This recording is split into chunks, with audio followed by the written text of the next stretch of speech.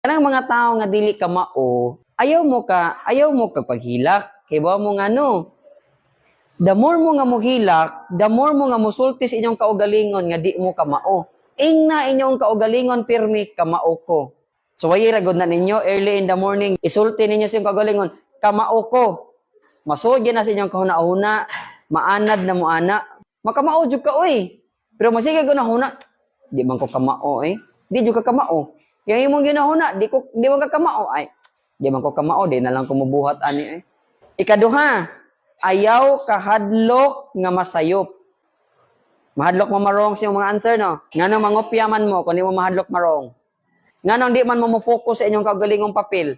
Tungod kay, mahadlok mo nga marong. Normal yun ng tanan tao nga marong. Walay tao nga dili masayop. Bisan inyong mama, inyong papa, inyong lula, inyong lulo, kinsa pa na diha. Hasta ko.